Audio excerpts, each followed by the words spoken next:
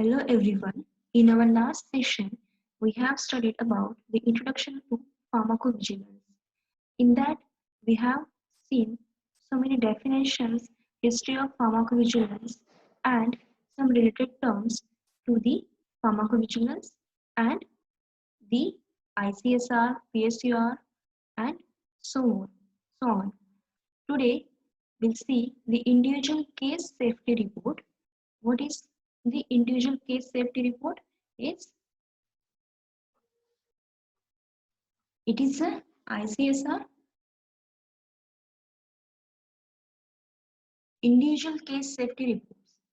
Today we'll see that is what do you mean by the ICSR, that is individual case safety report, and its steps associated for its processing and different concepts related to the ICSR.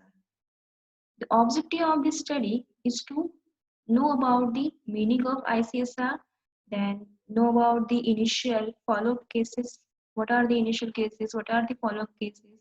And what are the sources? What is the basic concept behind this ICSR processing? And different safety reporting forms. What are the forms in for the safety reporting? Then the duplicate search, why it is required, then ICH validity criteria, ICH seriousness criteria, then the causality assessment, expectedness, and what are the regulatory timelines to submit these ICSR to the regulatory authorities like US FDA and EMA. As you as you know, as you have studied in our last session, that is in history of pharmacovigilance or introduction to pharmacovigilance, there are so many drugs have been banned for their medical error or adverse drug reactions around. There are so many drugs have been banned, and just because of these medical errors, so many deaths are causing yearly, and about 5% of all deaths may be caused by these pharmaceuticals, that is use of these medications. So after the motor vehicle accidents, the leading cause of death is these medical errors.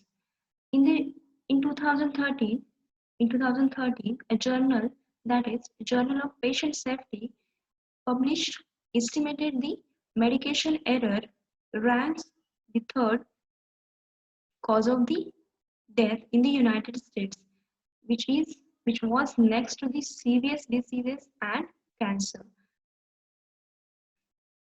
So we can say it is a serious leading cause of death in the recent era. So what do you mean by the ICSR? ICSR, it is a document. It is a document which contains a primary source, which contains a suspect adverse drug reaction which is related to a suspect drug, or and the main, that is a patient who is experienced that adverse drug reaction. So ICSR, it is a combination of a suspect adverse drug reaction, suspect drug, a reporter, and a patient. To process these adverse, to process these ADRs, or to process these ICSR reports, we have some uh, we use some safety databases. For example, Argus, RSG, Aware, for these regulatory purposes and signal detection. After completing the data processing in these softwares like Argus and RSG, the data or the coding, the data or the reports are being sent to the regulatory purposes and being detected for the various signals. The data generated from ICSR also helps to monitor patient safety. How it does that? It helps to monitor the patient safety by submitting the data or the submitting the databases to the regulatory purposes to the regulatory authorities, and then the regulatory authorities detect the signal that whether to keep that drug in the market or whether to ban it. Okay. Next is initial and follow-up cases. While processing the ICSR, you will come across these terms, that is initial case and a follow-up case. So what do you mean by the initial case? The initial case, it is a case which contains an identifiable patient, an identifiable reporter, a suspected reaction, a suspect drug. If these four criteria are being fulfilled, then we can say it is a valid case and it is an initial case. Then what do you mean by a follow-up case? A follow-up case, it may be a relevant information regarding your initial case. The follow-up case means there may be some information which is missing before and which is being asked to a specific reporter, and you are getting that information in later on, and you are adding it as a follow-up information. So it can be called as a follow-up case. Next is valid ICSR criteria. So what is the valid ICSR criteria is? The valid ICSR criteria is the case report.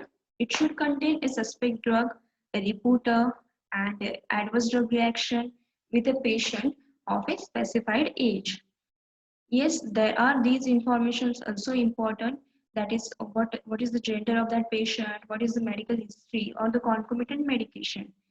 So these informations are also necessary, but to keep that ICSR valid, these four criteria must be there to keep that case in the database. Next is the sources of ICSR. From where we get these ICSR, from where we collect these reports, there are two types of sources. One is solicited and another one is unsolicited. Solicited data mainly contains the clinical trials data or the post-approval named patient use programs like cancer,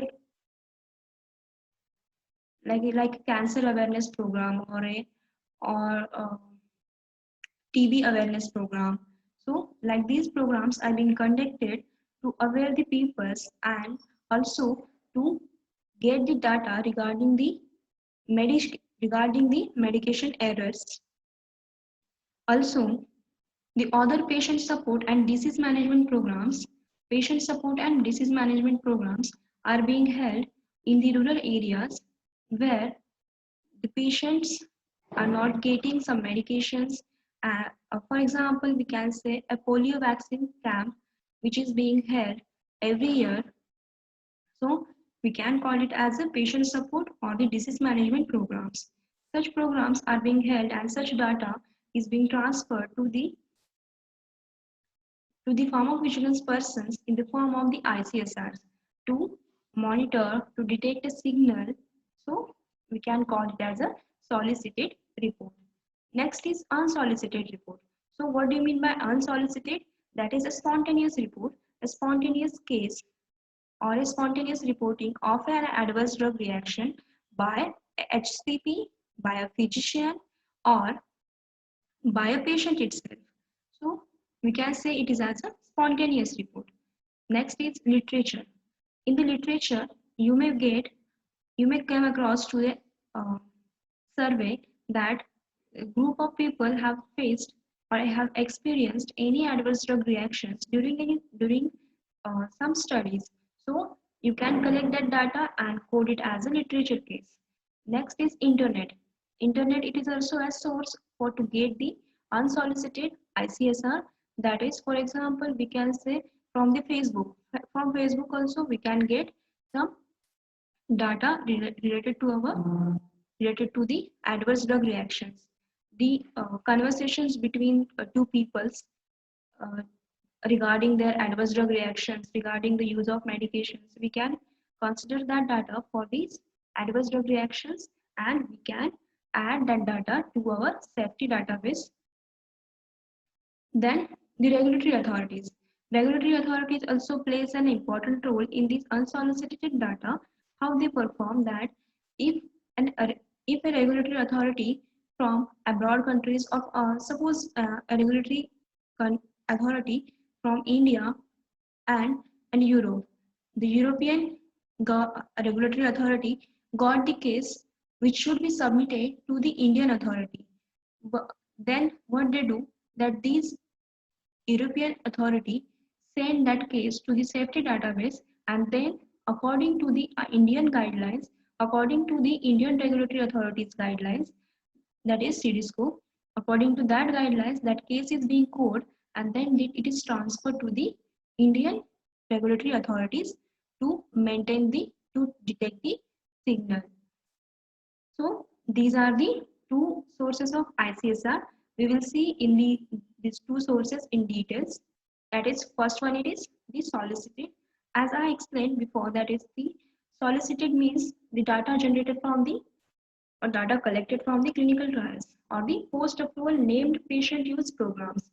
Post-approval, after approval of that drug, after marketing of that drug, some programs are being conducted to check the safety, to check the efficacy of that drug in the vast population.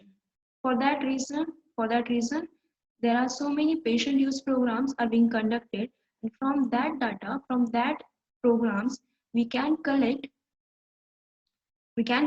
information regarding the adverse drug reactions or side effects or the individual acceptability of that drugs. Then next is patient support or disease management programs. As I explained, as I given the example of polio vaccine, that we can say it is a patient support and disease management program. For such disease management programs, if any drug is given or any drug is being administered into the patients, then that should be monitored by the uh, sponsor or the investigator of that disease management programs. So that data is being collected by the sponsors of the programs or the investigators of that programs.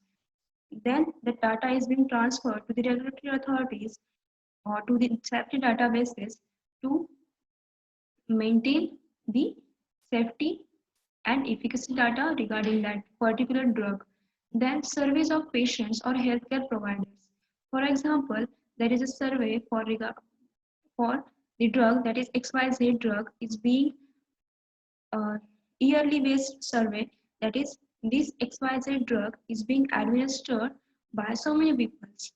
For example, so many people are facing headache daily because of such lifestyle, such a busy lifestyle, and they may taking everyday basis, that is a paracetamol. They are taking on everyday basis paracetamol. But what happening? So the patient survey is being conducted to check the or to assess the data related to the adverse drug reactions or serious adverse drug reactions. These data may be collected from the healthcare providers or may be collected from the patients itself, or this data may also collected from the programs of efficacy and patient compliance. This data should not be considered as spontaneous. Even if it is reported from a program, you can't call it as a spontaneous data. In this data, one more point is important, that you should assess the causality, which should be appropriate. Your causality assessment should not be wrong in this case. If you are saying that the drug or the adverse drug reaction is related to your drug only, then you should be confirmed and you should be confident for that the particular adverse drug reaction is experienced by that person after taking your medication, your XYZ medication only. So here we can say that is a ADR, particular ADR is related to your particular drug. Licensor and licensee interactions. You may come across, when you are going to code any case, you may come across the term that is LP cases. LP cases means that is an organization where you are working, for whom you are working, may have some agreement, license agreement with some other company, for example, for co-development or co-marketing or co-promotional, where the word co exists, then you can say that It is a licensee case. It is a case from, it is a case received from your LP partner. That is LP, that is licensee partner. So you should code that case as per that LP timeline. That you should code that case as per your norms, that is organization's norms, that the organization has given some norms to code that case or to maintain that data in the safety database.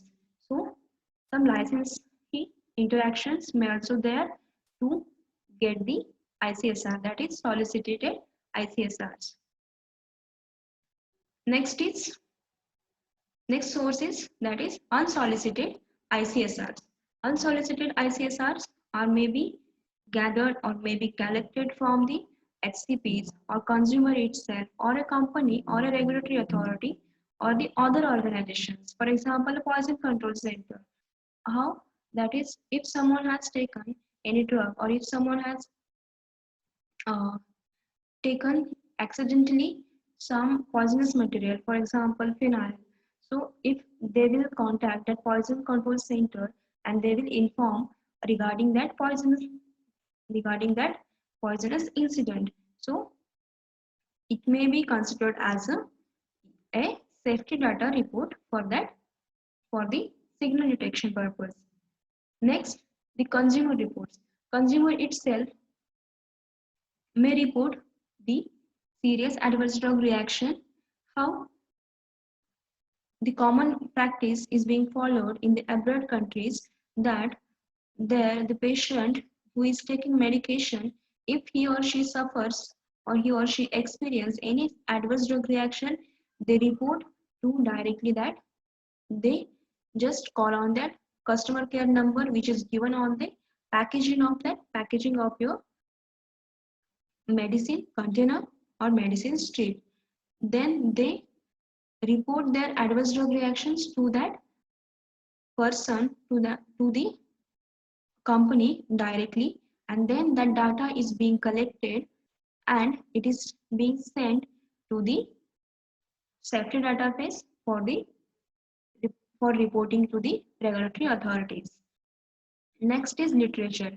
As I told previously, that is some scientific articles, some scientific literatures may contain some data regarding the adverse drug reactions which are being conducted, which are being observed or which are being reported somewhere, and you have come across to such data, then you should code or you should inform or you should report it as a serious adverse drug reaction or the adverse drug reaction data. So it can be called as a ICSR even if it is found in the literature, even it is if it is found in the scientific literature or scientific articles. Next is internet reports. Internet reports may include the websites of marketing authorization holders or other websites. For example, Facebook. There is some conversation in between two peoples, which which including a drug name and some adverse drug reactions. Then also you can collect that screenshot. You can take that screenshot and you can code a further case on that basis, that there is a drug, there is a reporter, there is a patient who experienced that adverse drug reaction, and you have whole data which can be responsible to create a valid ICSR. Then also you can go for a valid ICSR. Unsolicited cases from the internet should be handled as spontaneous. Okay, those who are getting, for example, from Facebook, you are getting some information about some ADR regarding a drug, then you should be handle it as a spontaneous case. Next is basic steps in ICSR processing. What are the basic steps? First is case receipt. We will see these steps in detail later on. First is case receipt, that is case is received at the safety database. Then you are going to triage it, then you are going to analyze it, case analysis. Then self QC, you will self QC your case, how you have coded it or how you have supposed to code it. Then medical review, it is to be done by a physician. Then approval or quality control, finally it is being checked for the quality of your case, that how it is being how it has been coded and how it should be. If there is any missing data or not, it should be checked in this quality control. Then ICSR completion, if everything is, the criteria is fulfilled, everything is okay, then that ICSR is completed and sent to the regulatory authorities. So what is the first point? That is case receipt. So what we do in this case receipt, that we do the confirm this receipt of safety report source document, that you should confirm the source document. Whatever source document you have received, you should confirm that the source document is sufficient or it has been attached half or whatever it is. You should check, it should be in the PDF format, it should contain a reporter name, it should contain an adverse drug reaction, it should contain the suspect drug, and also whatever the information which is required to keep that case as valid. So you should check in this, and you should check for the complete or liable data, request clarification if required. If you don't understand any term or if you don't understand anything from that safety report form, then you can request a clarification, that you can mail that reporter to clarify some terms or to clarify the meaning of any sentence if you are not getting any sentence from your report. Then also you have to check either it is a initial case or either it is a follow-up case or it is a follow-up case or follow-up report. So how you will get it to know? After duplicate search. Okay, what do you mean by duplicate search? That is, if you are getting a case, if you are getting a form ICSR report, then you will search the database for the same case. You will do searches by taking the patient name and its DOB and its DOB. So patient name and DOB, if both are matching with your safety database, then you can say it is a follow-up to that particular case. Or you can check by applying a country name and the patient name, or you can check it by a reporter and a country name. These are the duplicate search criteria, how you can search the duplicates for your particular case. So you can check your duplicates by applying three methods. First is patient name and DOB, then reporter and country, then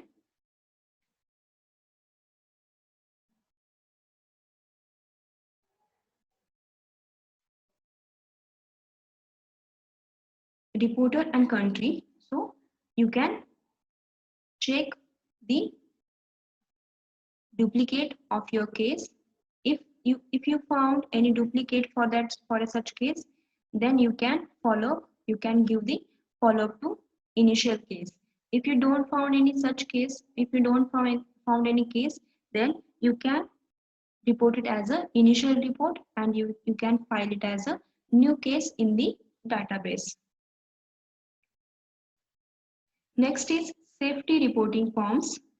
There are safety reporting forms. How these forms or how these reports are being reported, in what format they are being reported, in what format they are being sent to the database. That is, first is SIOMS. SIOMS, the full form of SIOMS, you must have heard in our first session.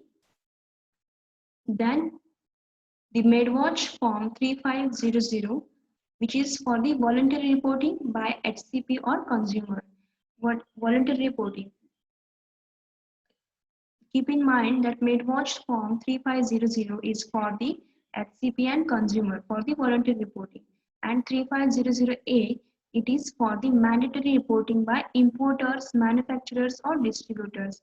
So whenever you will come across to this form, that is MedWatch 3500A, it must be or it may be from the licensee partner, that is it may be a like LP case, that you should check for the name of LP case. Third one, it is a yellow card. It is also a format of ICSR reporting. So first is SIOMS form. See, it contains the name, patient initials. There should be only patient initials, the country from where the patient is, then the DOB of the patient, age at the time of the adverse drug reaction, sex, what is the gender of that patient, then reaction onset, on what date the reaction onset is taken, that is day, month, and year. Everything should be there. Then you should check according to the seriousness criteria.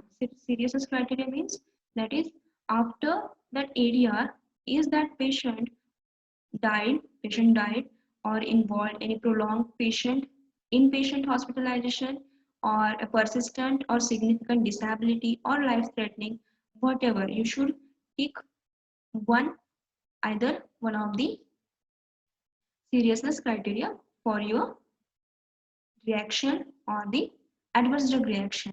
Then you can see the suspect drugs or information. Either it is a drug, either it is a one drug or several drugs. So whatever drugs are there responsible, you can, or what the person is taking right now. So these drugs are being listed in this suspect drugs column. Then do reaction abate after stopping drug. What does it mean? That after, if someone is experienced any adverse drug reaction and the HCP or the physician stop that medication just because of that adverse drug reaction. After stopping that medication, is that adverse drug reaction resolved? If that adverse drug reaction not appeared again, so what is the result or what is the outcome? So you should state that yes, it is abated, no, it is not abated, or it is not applicable. If suppose a patient is died just because of a adverse drug reaction, serious adverse drug reaction, so you can take it as a not applicable because abating was not there. That patient is no more, so the reaction abating is not the criteria for that, for such patients. Next is MedWatch form 3500. Same, it also contains the patient initial, patient information, adverse drug event, product problem or error. What is the product problem? Is it a product problem, or it is an adverse drug reaction, or it is a product use error, or the problem with different manufacturer or the of the same medicine. So whatever the problem, you should state in this the boxes. Then same, the dose, frequency, route, what was the route for that medication, what is the frequency and what is the dose of that medication being taken by that patient who is experiencing such adverse drug reaction. So everything information regarding the suspect medical device, if there is any device, for example cannula, if someone is experiencing any adverse drug reaction because of such some medical devices, then that brand name, the common device name, the information, model number, lot number, batch number or manufacturing or expiration date, everything should be given in this form. And it is MedWatch form 3500. It is for the voluntary reporting of the adverse drug reactions, adverse events or product problems by the HCP or the consumer itself. Then the MedWatch form 3500. Okay, it is same. It also contains the same information like patient information, adverse drug reactions, suspect product, what was the suspect product, then when it is received to the FDA or when it is received to the safety database of that organization, the date should be there, and same information we can see here also, that is what is the manufacturer of that product, or uh, who is taking the patient information, the HCP information should be there in these forms. Then we will come to the yellow card reporting form. This is the yellow card reporting form which is specifically for the MHRA, that is for UK. For UK, if you want to for the UK cases, and if that form, if that uh, adverse drug reaction, it should be reported to the MHRA, that is UK's regulatory authorities, then it should be in the form of yellow card only.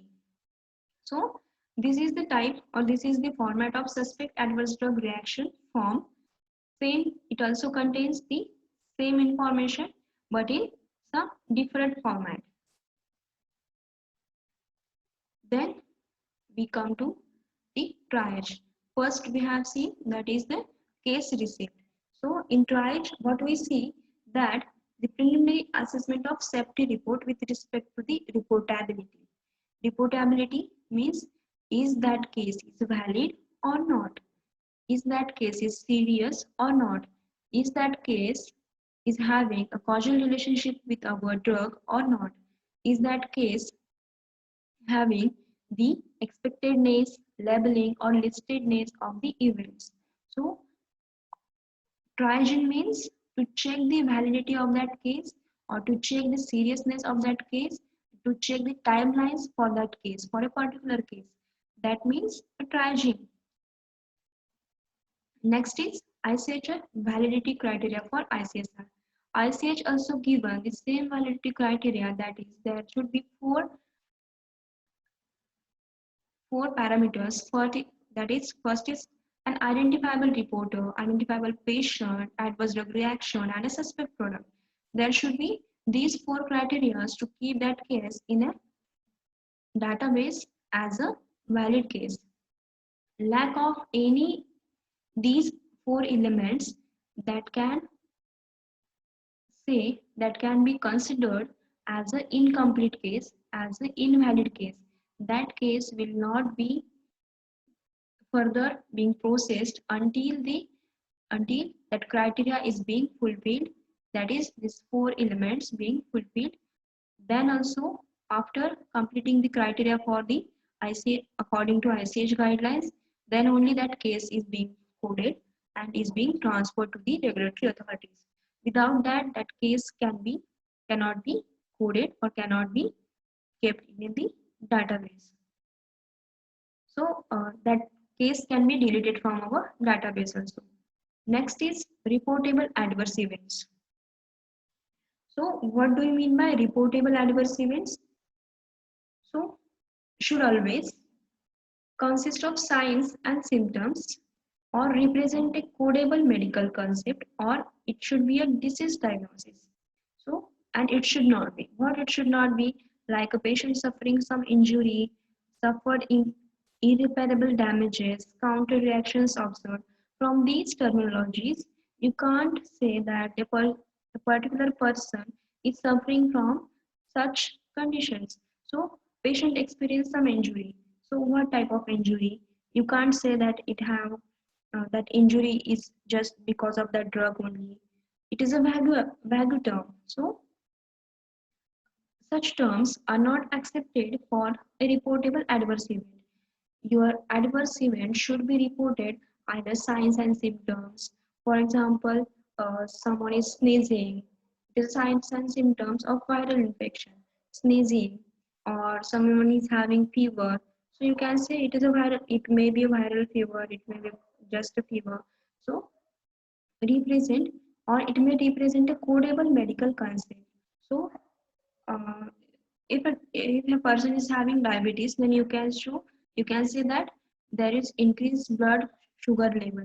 So if it is given that is there is an increase in blood sugar level, then you can code it as a diabetes, or you can add it as a increased blood sugar level.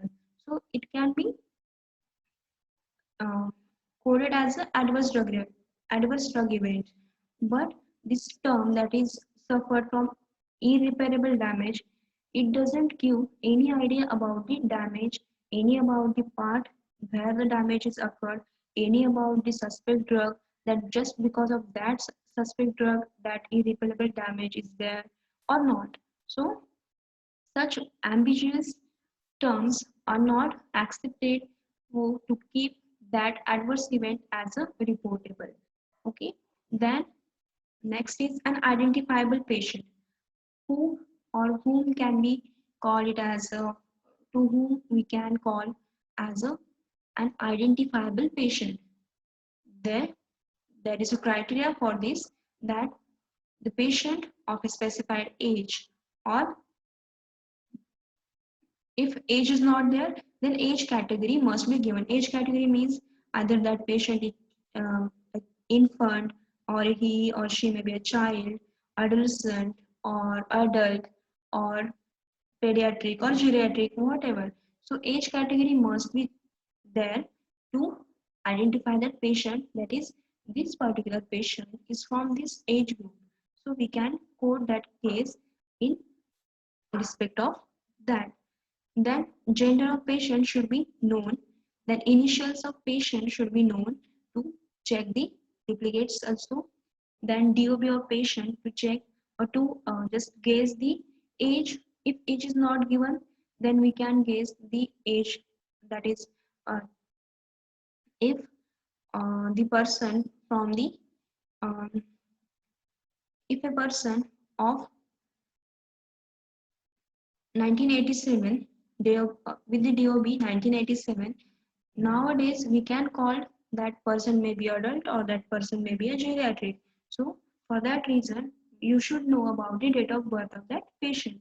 Then name and patient ID number. Patient ID number, in case of the clinical trials, it is mandatory to have a patient ID number. Without the patient ID number, you can't go for a complete case. If the patient ID number is not given in the clinical trial cases, in the solicited reports, then you must mail to the investigator to get the patient ID number, and then only you can go for its safety database monitoring and case coding. Note that is, US cases, patient will be identifiable even if no patient identifier has been specified in the case. If there is, if that case is from the US and it is not fulfilling the any of the criteria from the above, then also that case is called kept as a identifiable patient, because there is a criteria for US cases, that case is still being kept in the database, that case is still being called it as a valid ICSR. Next is an identifiable reporter.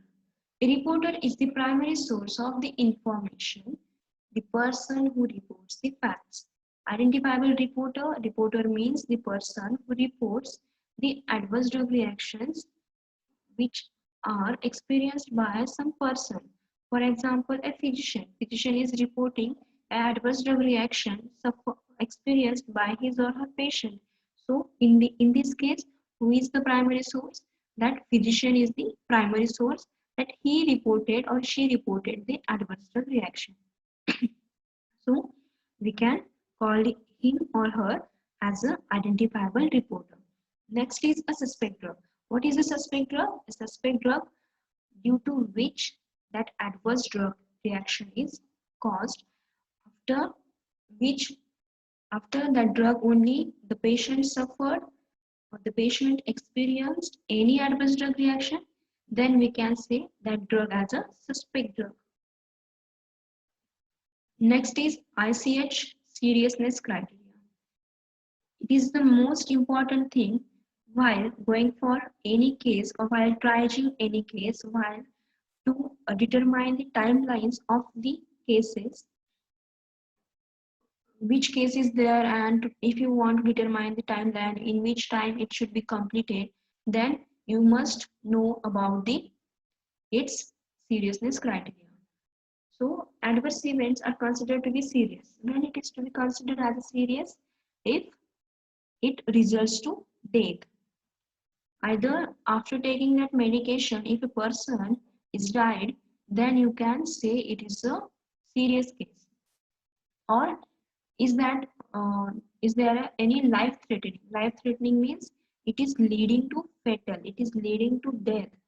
There may be chances of death of that patient, then we can say it is a life threatening. Or it may require or requires inpatient hospitalization or prolongation of existing hospitalization. Inpatient hospitalization means that the patient is hospitalized just because of taking any medication. If that patient is taking medication at home and after taking that medication, he or she has to be hospitalized just because of the adverse drug reaction caused by that suspect drug. So we can say that it is a serious adverse drug reaction.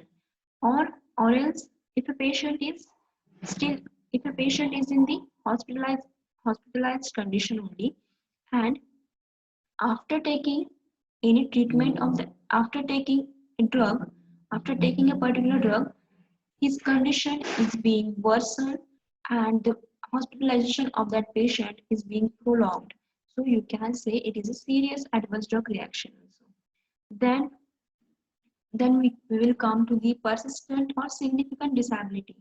If a person he or she is not able to carry out their normal life functions, then we can say that the person is suffering or the person is experiencing a significant disability or incapacity just after taking that medication or just after taking that specific drug.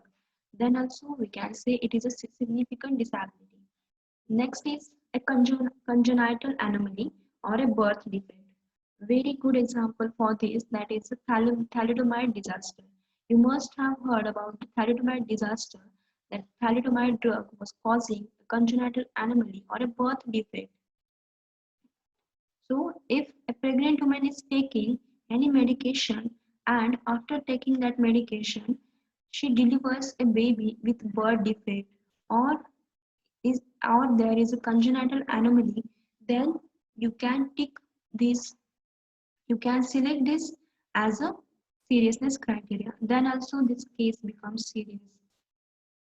Apart from these seriousness criteria, if you don't know the conditions, if you don't know the actual reason, then you can select a medically significant event, that it may leads to the any of the above criteria, any one of the above criteria, that is it may lead to death, it may lead to life-threatening event, or it may lead to prolongation of hospitalization or inpatient hospitalization, but you don't know the actual terminology to describe that event, then you can go for the medically significant event. Okay, remember that if you are selecting life-threatening and inpatient together, then it is okay. But the medically significant event, it should not be selected along with these other criteria of the seriousness. Seriousness.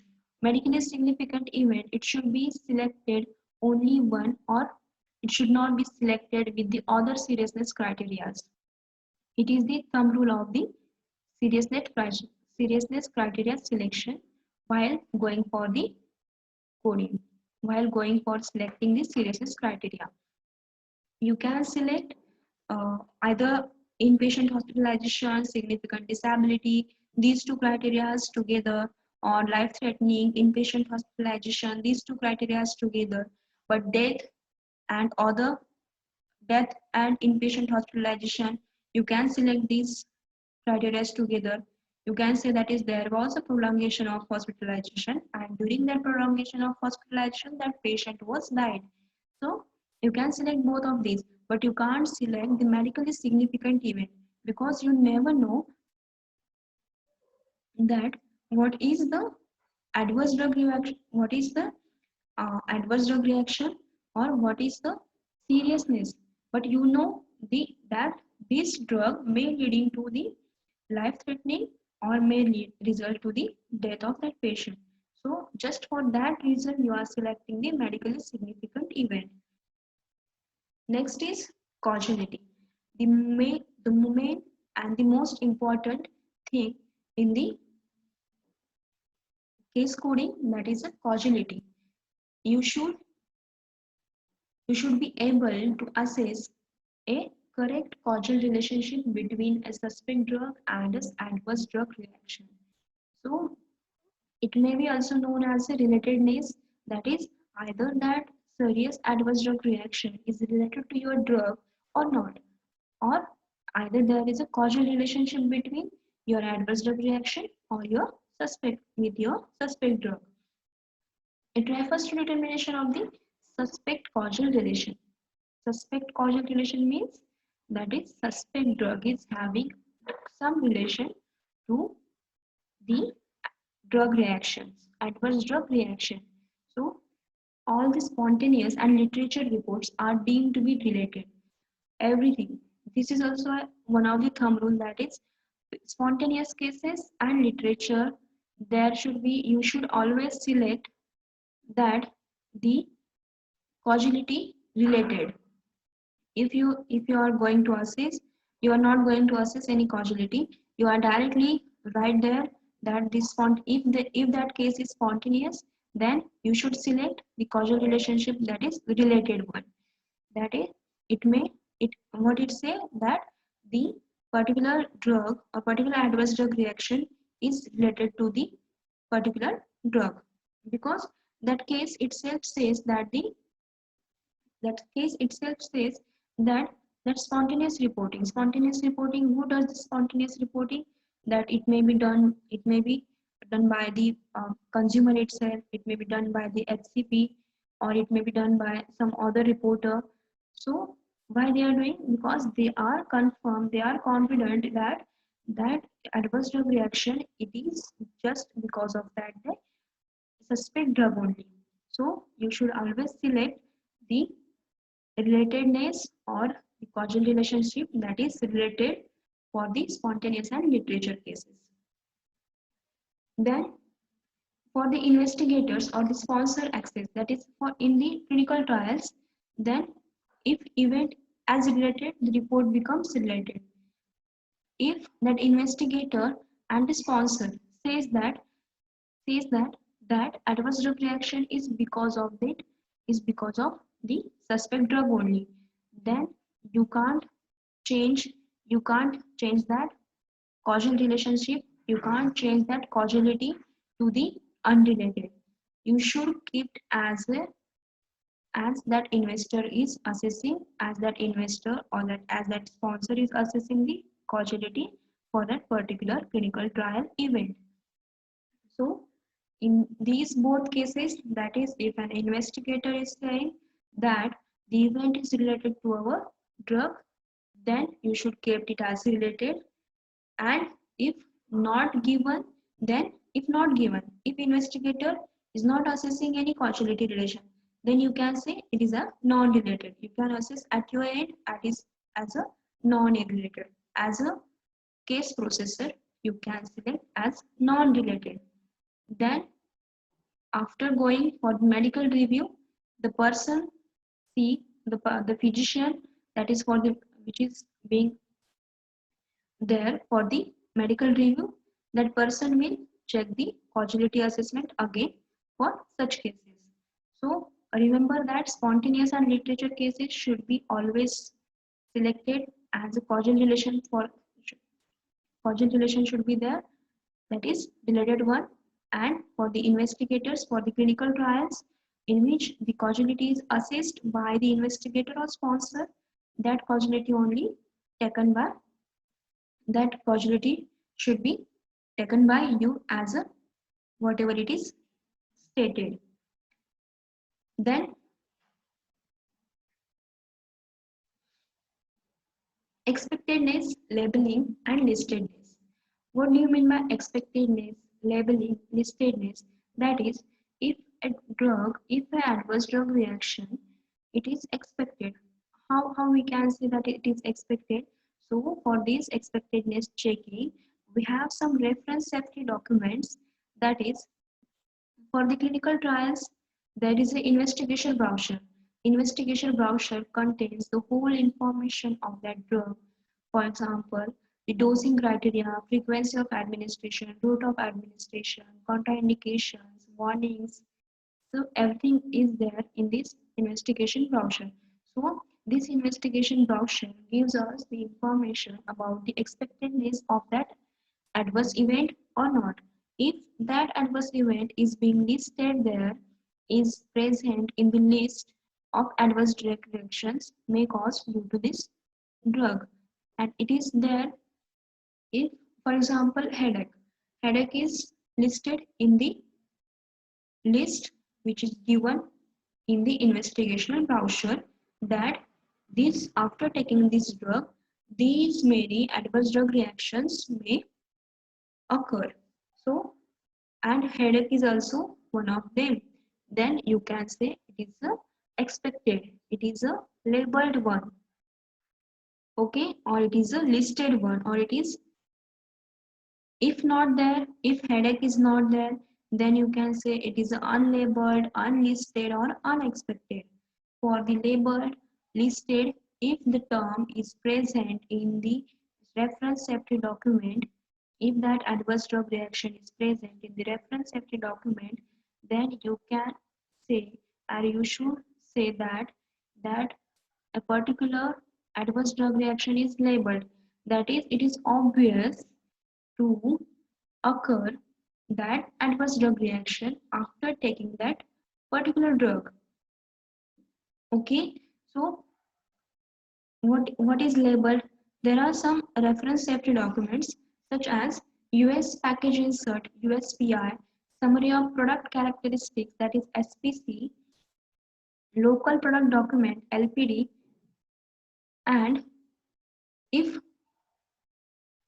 such term is described, if such terms is present in the warnings, in the contraindications sections only, you have to see only contraindications and warning section for checking the listedness or labeled or expectedness of that adverse drug reaction. You should check the warnings and contraindications sections. If in the warnings or in the contraindication section this term is present, then you can say it is a labeled one, it is a labeled adverse event, and it is an obvious one. After taking the drug, it is obvious to have this, to experience this particular adverse drug reaction. Then what do you mean by unexpected? If that if that adverse drug reaction is not present, that is whose nature, severity, specificity, or outcome is not consistent. What is not consistent means it is not present in that particular data, that is IB, USPI, SPC, or LPD, or CDS. In these documents, if that adverse drug reaction is not present, then you can call it as an unlabeled one. It is a non-obvious. So if it is a non-obvious one, then you may consider it as a serious one, because after taking that drug, someone is experienced some adverse drug reaction which is not an obvious one. So that case may be coded as a serious one, or maybe coded in the particular with the particular timeline. After these, after coding, until this the coding is done, that is expectedness or whatever it is, case analysis.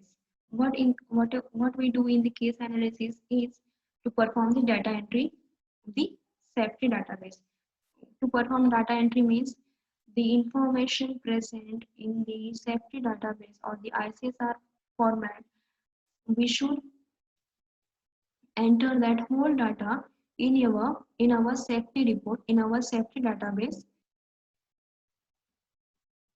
that is patient medical history, patient initials, country, reporter details, patient details, the adverse event details, product details. Product details, it may contain suspect drug, concomitants, and treatment drugs. Treatment drugs means the drugs which are being used to treat the adverse drug reactions. Treatment drugs here are considered, that is, the drugs which are used for the treatment of adverse drug reactions. Okay, and suspect drug is the drug after which after taking the after which adverse drug reaction is happen, and concomitants are the concomitant medications are the currently being taken by that patient. Along with that suspect drug, the patient is continuing or taking other medications also. Okay, for example, a person is having BP, that so he or she should take BP tablets or BP supplements every day. So that BP supplements will be the concomitants for that patient. So you should capture all the details regarding the product details, then medical history, adverse event, product indications, and lab data using the MEDRA dictionary. The MEDRA, that is MEDRA, you have heard this term in the our first session, that is MEDRA is the medical dictionary for the regulatory authorities. It contains all the adverse drug reactions, medical history terminologies, and the product indication terminologies. That it contains the disease related terms which are being present in our safety database, and according to the MEDRA dictionary only, we have to code these medical histories, adverse events, product indications. If not there, if we are not matching our terminologies with the MEDRA, then your case may not be considered, your case may not be submitted to the regulatory authorities. So you should match your terminologies, you should match your adverse drug event terminologies with the MEDRA terms. Then coding product using appropriate drug dictionaries. Obviously जो भी drug dictionaries है, so that is CPD core data sheets जो रहती है, या फिर जो भी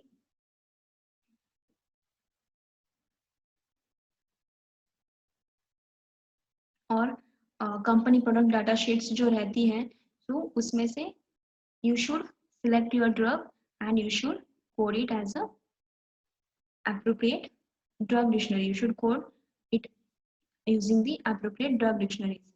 Then the capture reporters causality assessment. Reporters causality assessment, there are two causalities. One is reporters causality, or next one it is the company causalities. So what is the difference in between these two terms? That is reporters causality is the causality which is being present, or which is there, which is stated by a reporter. And a company causality means a causality which is assessed by a coding person, by a coder, by a pharmacovigilance person, or either a medical reviewer. What is the causality assessment given by the company? What company says and what reporter says. Both are maybe same or both are maybe different. Then the labeling, listatedness or expectedness of the adverse events. Then the solving validation warnings, if any. If suppose validation warnings, what are the validation warnings? That if suppose you have entered any medical history term or adverse event, uh, uh, and it is not linking to the MEDRA dictionary, it is not linking with the MEDRA, uh, it is not appropriate term, that the MEDRA is not taking that term, or MEDRA is not matching for that term, then you may get the validation errors. So after matching that medical history term, adverse event term with the MEDRA dictionary, or after matching your drug with the WHO dictionary or the CPD, that is company product dictionary, then only, if not matching, if any spelling mistake is there, then your adverse event or the drug name will not be appeared, will not be matched with the WHO terminologies or the MEDRA dictionary terminologies, and you will get a validation warning. So you have to ensure that your terminologies, whatever drug name also you are entering there, That's the spelling of that drug name should be correct. Spelling of that adverse event should be correct.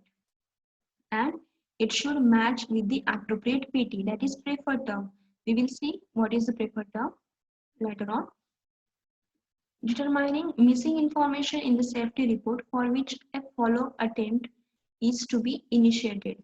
So at the last you should determine if suppose the patient age is not given in your case uh, in this initial report, so you must mail to that reporter to get the details of that patient report, patient age. So you have to mail that reporter to get the follow-up on that case.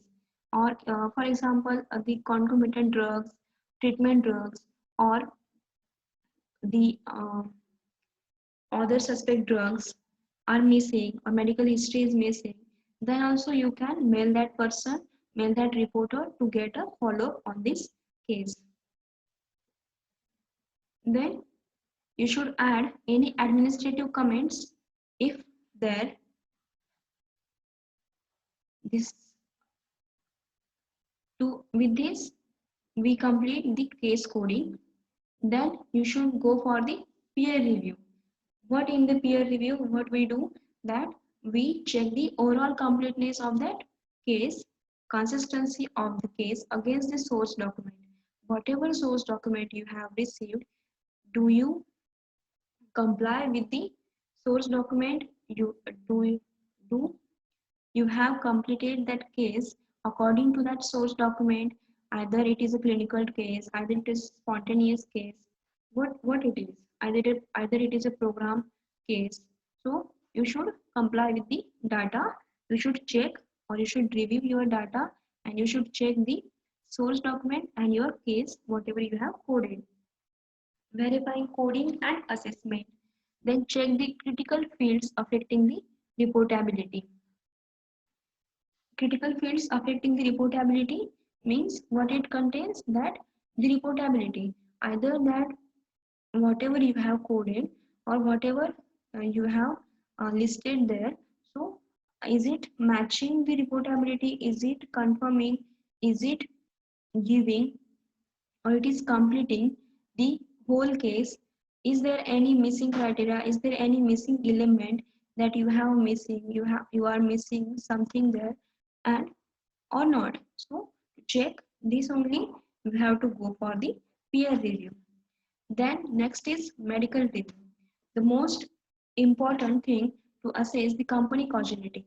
The company causality is mainly assessed by these medical reviewers who are there, that there is a physician.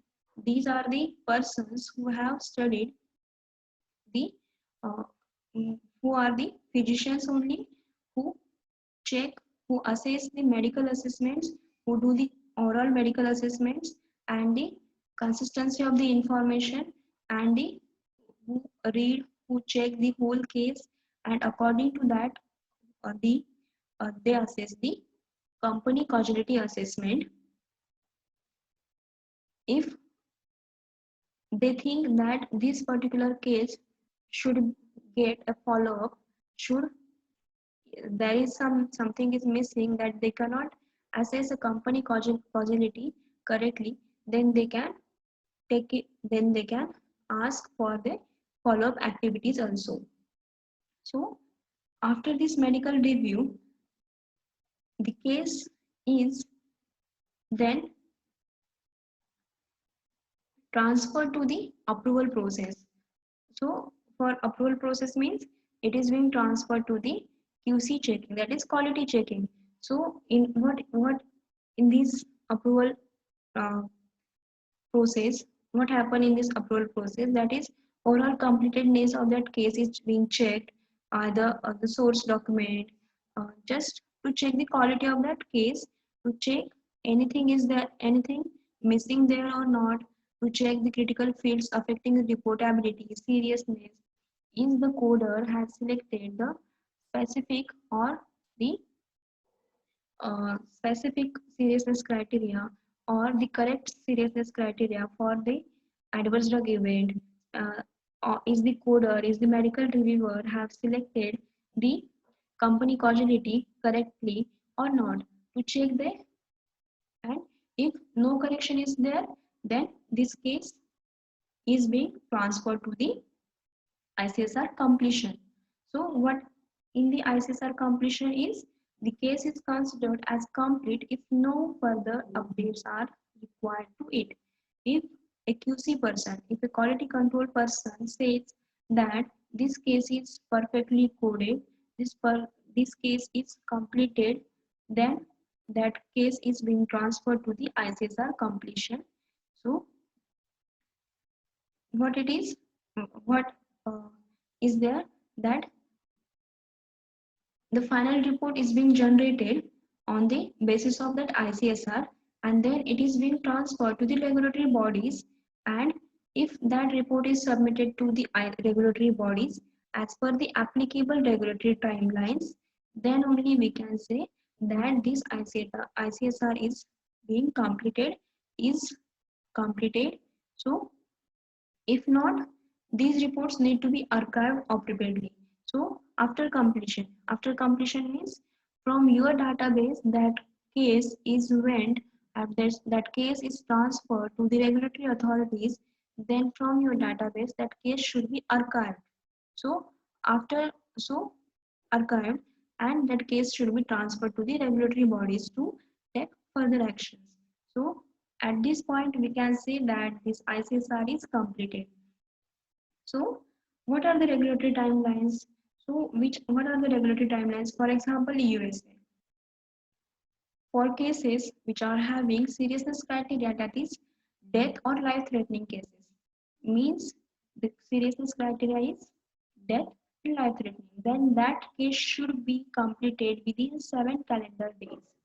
Okay, within 7 calendar days means even if that case is can even if that case is received on Sunday, then also you have to complete that case within the 7 calendar days only. So if that case is not completed within 7 calendar days, then you are going to miss the timelines, and your data will not be submitted to the regulatory authorities. Then other serious cases, maybe though other serious cases may be hospitalization or disability or whatever it is, or medical significant, then that case should be completed within 15 calendar days. Okay, then similarly there are guidelines for EMA, and there are so many guidelines according to the various regulatory authorities. Every country, other countries are also having some timelines based on their regulatory authorities to complete their timeline cases within a particular time period. So for EMA, serious valid ICSR should be completed within 15 calendar days. So these are the timelines which must be followed while going for the case completion. What will not be reported? What will not be reported? क्या report नहीं हो सकता है? That is for reaction which are serious but expected. If a drug, if there is expectedness, that is that adverse drug reaction is obvious after taking a particular medication, then you can't say that this case is valid, because after taking that medication a person may suffer from an adverse drug reaction. For example, after chemotherapy, person may suffer from alopecia, that is hair loss. So we cannot assess it as an adverse drug reaction, because it is obvious that if a person is taking chemotherapy, then he or she may suffer from the alopecia. Next is for non-serious adverse reactions, whether expected or not. If that case is EIIA, that is for clinical trials also, if that case is non-serious adverse drug reaction, then it is not considered as a valid case. So it is generally not necessary to report events that are considered unrelated to the suspect drug. So what this line stated, that if you don't think that the adverse drug reaction is because of the drug, then please don't uh, report that case as a ICSR. If you think that the adverse drug reaction may be due to some other issues, then it should not be assessed as a ICSR. Here we have completed our session on the ICSR. If you have any questions, you can post the questions. So we'll cover a summary of our today's session, that is what is ICSR. So we have seen what is ICSR. It is a document which contains the full information, or it's a document which contains the information which is required to keep a valid ICSR. That is, it should contain an identifiable patient, it should contain a ADR, it should contain a suspect drug, and it should contain a reporter. Then what are initial and follow-up cases? Initial cases are the cases for which we do not found any duplicate in our database. If we found any duplicate, then we can consider it as a follow-up case for our initial case. Then different sources of ICSRs. So solicited cases, solicited ICSR sources, and unsolicited ICSRs. Solicited mainly contains clinical trials, and unsolicited mainly contains the spontaneous literature surveys or the internet-based cases. Then different safety forms for reporting ICSRs. In this, we have seen different forms like SIAMS-1, MedWatch form, then MedWatch 3500A form, which was for the 3500A form for the LP cases, particularly for the LP cases. Then case receipt and duplicate search, why we should go for the duplicate search. So why we should go for the duplicate search?